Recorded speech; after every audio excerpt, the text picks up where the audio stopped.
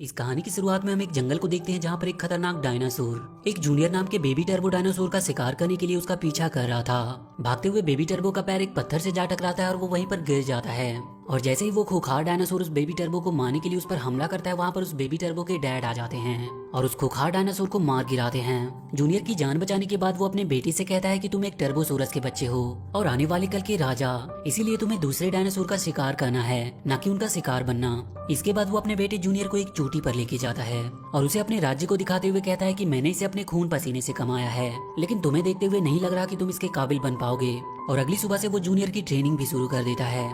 रास्ते में वो एक नदी पर जाता है जहाँ पर वो अपने बेटे को बताता है कि यदि तुम कभी खो जाओ तो इस नदी के रास्ते अपने घर तक आ सकते हो। तभी रास्ते में उन्हें कुछ डायनासोर दिखाई देते हैं, जिसे देखकर स्पेकल जूनियर को उनका शिकार करने को कहता है, लेकिन जूनियर उनका शिकार कर नहीं पाता और वो डायनासोर जूनियर को उठाकर पानी में फेंक देते हैं।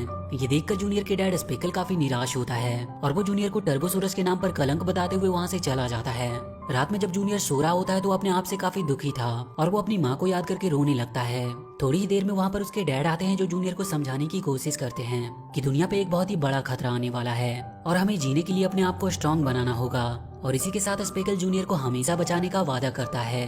अगले दिन जूनियर अकेले ही शिकार करने की कोशिश कर रहा था, लेकिन वो बुरी तरीके से फेल होता है। तभी वहाँ पर रैप्टर गैंग के डायनासोर आकर जूनियर को पकड़ लेते हैं। वो अपने आप को बचाने के लिए अपने डैड को आवाज लगाने लगता है, जिसे सुनकर उसके डैड भागते हुए जूनियर के पास आते हैं। लेकिन रैप्टर जब स्पेकल को देखते हैं तो जूनियर को वो अपनी पीठ पर लाद कर वहाँ से भागने लगते हैं। स्पेकल जूनियर को बचाने के लिए उनका पीछा कर रहा था। वहीं रास्ते में एक ब्रिज आता है जहाँ पर वो रैप्टर स्पेकल के ऊपर हमला कर देते हैं। स्पेकल्स उन सबको तो पुल से नीचे फेंक देता है, लेकिन इसमें वो भी फिसल कर नीचे पानी में गिर जाता है। पानी में गिरते ही वो बेहोश हो जाता है, लेकिन जब उसे जूनियर की याद आती है तो वो तुरंत पानी से बाहर निकलता है। और इसके बाद स्पेकल उन रैप्टर के स्मेल और उनके पंजों के निशान को देखकर उनका पीछा करने का सोचता है, लेकिन तभी अचानक वहाँ पर बारिश शुरू हो जाती है, जिससे रैप्टर के पंजे के निशान और स्मेल दोनों मिट जाते हैं। इस बात से वो काफी दुखी होता है। उधर जब जूनियर की आंखें खुलती है तो वो अपने आप को एक चट्टान के गड्ढे में पाता है, जहाँ पर उसके जैसे बहुत सारे बेबी डायनासोर थे।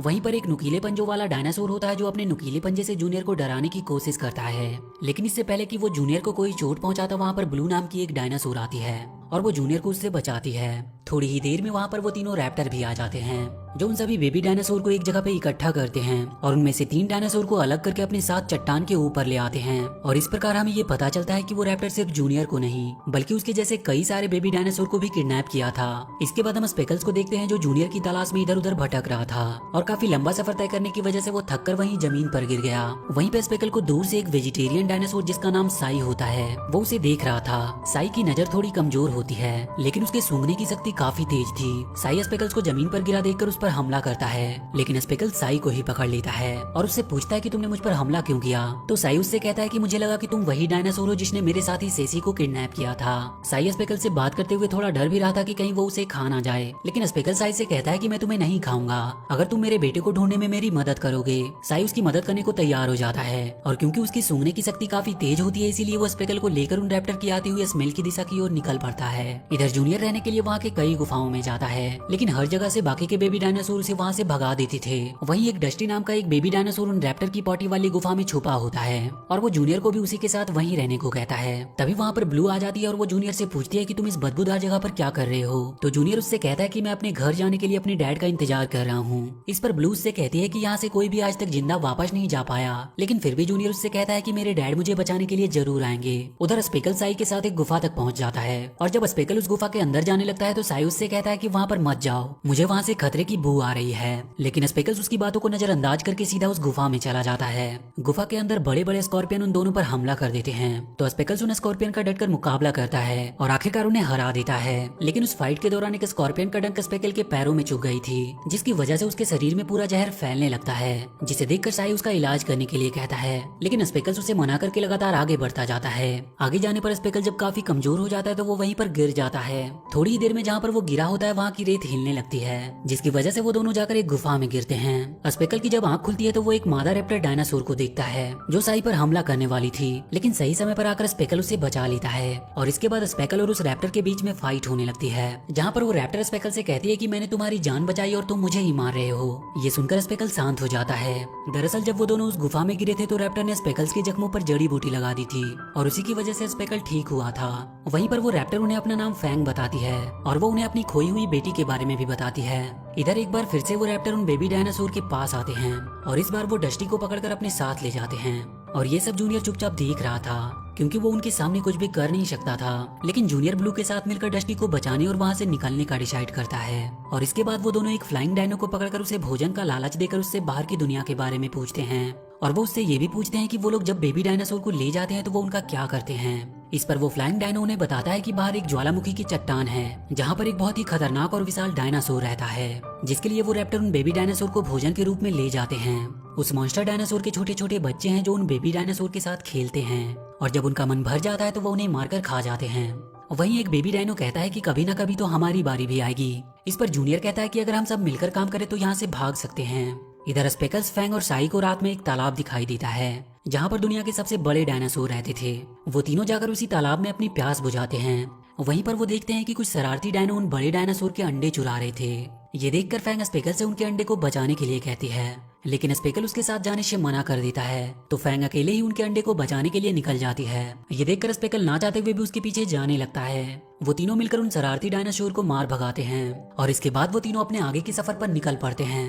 इधर वो फ्लाइंग डायनो जूनियर और ब्लू को बताता है कि इस गड्ढे के बाहर एक नदी है जिसको पार करने के बाद उन्हें लावा के छोटे छोटे गड्ढे पार करने होंगे। नदी की बात सुनकर जूनियर को अपने डैड की बात याद आती है। उसके डैड ने उससे एक बार कहा था कि यदि तुम कहीं खो जाओगे तो इस नदी के रास्ते अपने घर आ सकते हो।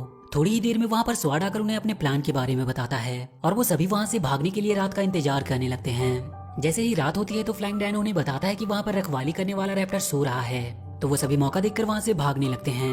लेकिन जैसे ही वो सभी वहाँ से निकलने ही वाले होते हैं तभी वहाँ पर वो रैप्टर डायनो आ जाता है जिसने उन्हें किडनैप किया था। दरअसल उनके प्लान के बारे में उन्हें बताने वाला कोई और नहीं बल्कि वही नुकीले नेल वाला डायनासोर था। वो तीनों रैप्टर उन सभी का पीछा करने लगते हैं।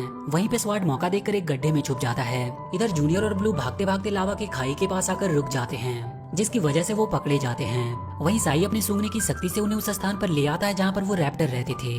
वहाँ पर वो लोग एक रैप्टर को पकड़कर अपने बेबी डायनासोर के बारे में पूछने लगते हैं। वो रैप्टर अपनी मौत के डर से उन्हें सब कुछ सच सच बता देता है कि वो सारे बेबी डायनासोर कहाँ पर हैं। साई अपने फ्रेंड का बदला लेने के लिए उस रैप्टर को अपनी पूंछ से मारकर खाई में गिरा देता है। वहाँ से जब वो लोग कुछ आगे बढ़ते हैं तो वहाँ पर एक हलचल होती है जिससे उनका पूरा रास्ता पत्थरों से घिर जाता है। तभी वहाँ पर उन्हें वो वही बड़े डायनासोर दिखाई देते हैं जिनका उन्होंने अंडे को बचाया था। वो डायनो जब उन्हें मुसीबत में देखते हैं तो उनके रास्ते से उन पत्थरों को हटा देते हैं। रास्ते में उन्हें बहुत सारे रैप्टर मिलते हैं जिनका वो लोग डटकर सामना करते हैं और उन्हें मार गिराते हैं। वहीं स्वाड उस मैदान के पास जाता और सभी बेबी डायनासोर को वहाँ पर रैप्टर के ना होने की खबर देता है। ये सुनकर सभी बेबी डायनासोर वहाँ से भागने लगते हैं। उसमें ब्लू और जूनियर भी होते हैं। स्वाड, ब्लू और जूनियर तीनों नदी की ओर भागते हैं, लेकिन रास्ते में उन्हें वही नुकीले पंजों वाला डायनो मिलता है जिसके साथ कुछ रैप्टर डायनो भी थे।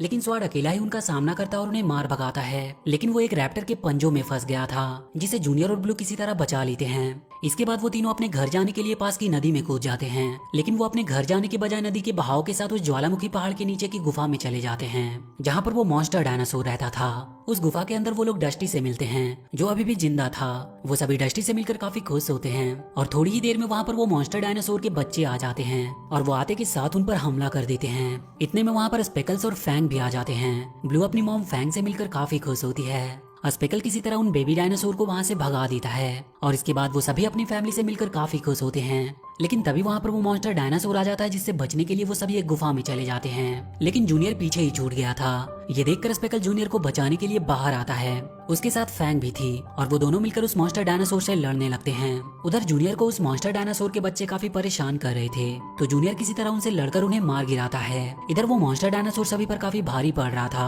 और वो उन्हें बुरी तरह से मारता है। इसके बाद वो मॉन्स्टर डायनासोर जूनियर और उसके दोस्तों की ओर जाता है, लेकिन थोड़ी ही देर में वो गुफा हिलने लगती है और उसमें से बड़े बड़े पत्थर नीचे गिरने लगते हैं। सभी लोग अपनी जान बचाने के लिए उस गुफा से बाहर भागने लगते हैं, लेकिन वो मॉन्स्टर डायनासोर उसी गुफा में दब जाता है। उसी दौरान जूनियर को भी चोट लग जाती है जिसकी वजह से वो वहीं पर बेहोश हो जाता है। लेकिन स्पेकल्स जूनियर को मरा समझकर काफी दुखी हो रहा था। वहीं पे साई सभी को बताता है कि यहाँ पर थोड़ी ही देर में वो लावा फूटने वाला है, लेकिन सभी लोग जूनियर को लेकर काफी दुखी थे।